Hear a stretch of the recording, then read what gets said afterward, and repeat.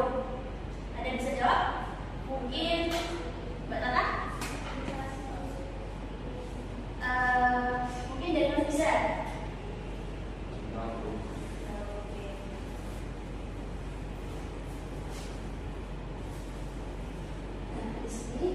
Tujuan pembelajaran peserta didik mampu memahami tentang latar belakang berdirinya Muhammadiyah dan mengenal tokoh pendiri Muhammadiyah.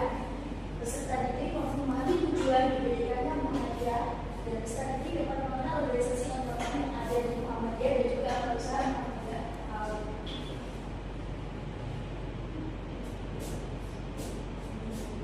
Nah, sekarang Ibu mau tanya, Muhammadiyah itu didirikan dan lahir itu berasal dari tenaga dirinya dari Quran surah apa? Ada yang tahu?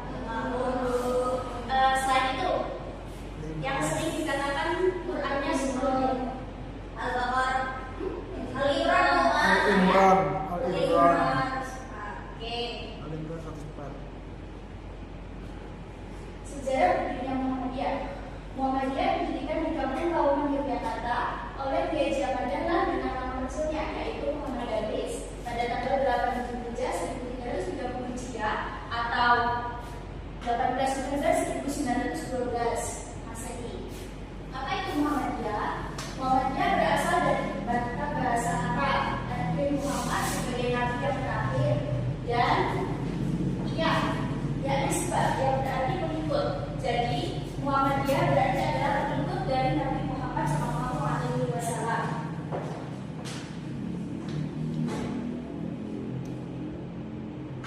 Berdirinya Muhammadiyah hasil pemahaman dan pemikiran dari mentadaburi Al-Quran surah Al-Imran ayat 104. Ada yang membacakan? Mungkin begini.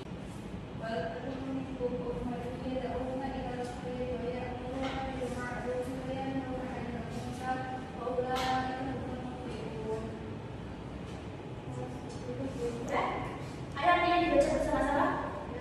Dan hendaklah di antara kamu sekelompokan mereka menyeru kepada kebajikan, menyeru kepada yang ma'ruf dan mencegah dari yang munkar. Mereka itulah orang-orang yang beruntung. Oke. Sebab-sebab tujuan Muhammadiyah berdiri. Nah, pertama, sebab Muhammadiyah itu didirikan oleh Kiai Jamadana. Yang pertama itu ada sebab internal dan yang kedua itu ada dari sebab eksternal. Nah, yang dari sebab internal, ketidakmurnian amalan Islam yang masih terpengaruh keyakinan dan tidak berdasarkan pada Al-Quran dan Sunnah. Itu maksudnya gimana? Nah, dari ketidakmurnian ajaran Islam, dari situ pada masa Kiai Jamadana dulu, itu umat Muslim itu tuh mereka Islam, mereka sholat, mereka melakukan zakat, segala macam semuanya mereka melakukan. Tetapi biasanya itu tidak dilakukan. Mereka masih percaya sama yang namanya tahayul, bid'ah, dan khurafat. Nah, selanjutnya lembaga pendidikan Islam yang belum memadai. Dari zaman itu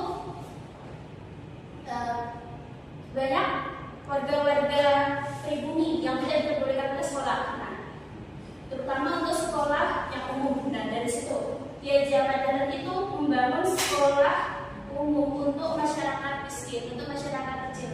Nah, pada zaman Belanda itu yang boleh sekolah cuma warga-warga yang berpendidikan tinggi seperti orang-orang pejabat, seperti orang-orang yang kalangan bangsawan seperti itu ya. Nah, mesti yang ini selanjutnya ini ada sebab eksternal. Nah, semakin bencana diskriminasi pada masyarakat di masa tersebut. Nah, diskriminasi itu gimana sih? Ada yang tahu nggak? Mungkin Mbak Muriska? Nggak tahu dulu. Oke. Nah, diskriminasi itu pada masa itu kan Belanda datang ke Indonesia dengan membawa agama Kristen. Dari agama Kristen itu sebenarnya itu bermula dan datang ke Indonesia pada dan lahir di Indonesia dari kaum barat ya, dari orang-orang Belanda. Nah, dari situ kan di Indonesia itu ada namanya Kristen Muhammadiyah. Kristen Muhammadiyah itu berada di Indonesia bagian timur, artinya ada di NTT, ada di Maluku dan ada di Papua. Jadi mereka itu juga Muhammadiyah. Nah, Jadi jangan anggap Muhammadiyah itu hanya ada di Indonesia bagian barat saja atau di Indonesia bagian tengah saja. Dari situ gimana? Nah, mereka itu Kristen tapi mereka Muhammadiyah. Nah, dari situ mereka itu juga beriman, tapi itu beriman mereka malah kalau kita kan mungkin AIK ya, Islam Muhammadiyah. Kalau mereka saya kurang tahu itu atas dengan Muhammadiyah atau bagaimana. Tetapi jelasnya mereka juga tetap Muhammadiyah. Nah, selanjutnya di sini ada yang namanya organisasi Otom atau Otom. Apa itu organisasi Otom? Mungkin di sini ada yang ikut IMF. Morris tahu. Oke. Ada yang ikut Pakam atau ikut NA gitu? Morris tahu. Oke. Apa itu organisasi Otom? Otom adalah organisasi otonom.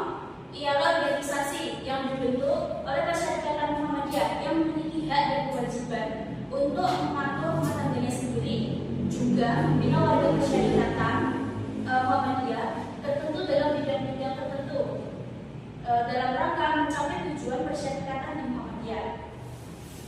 Nah, di sini organisasi otonom di Muhammadiyah itu ada 7. Apa saja organisasi Muhammadiyah? Mungkin Mbak Maun bisa baca? Yang pertama itu ada Aisyah, yang kedua ada Aisyah, yang ketiga ada Pemuda Muhammadiyah, yang keempat ada Ikatan Pelajar Muhammadiyah atau biasa kita sebut dengan IPM, yang keempat, yang kelima itu ada Ikatan Mahasiswa Muhammadiyah atau biasa kita sebut dengan IMM, kalau ada Muslimah atau anak KW.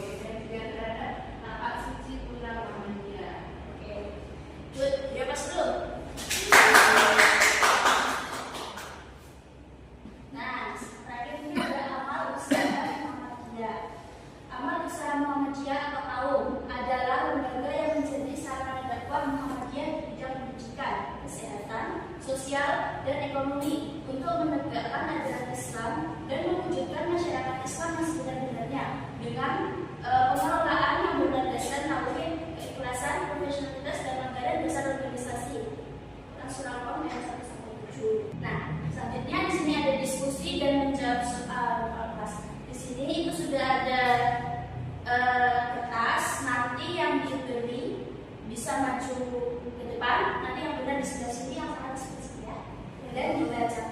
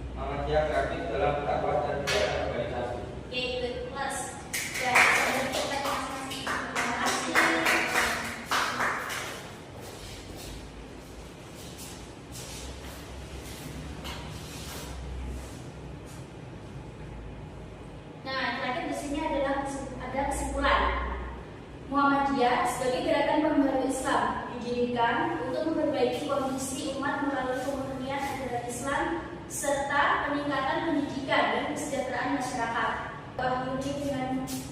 Terima kasih. Mohon maaf jika mungkin dari awal nggak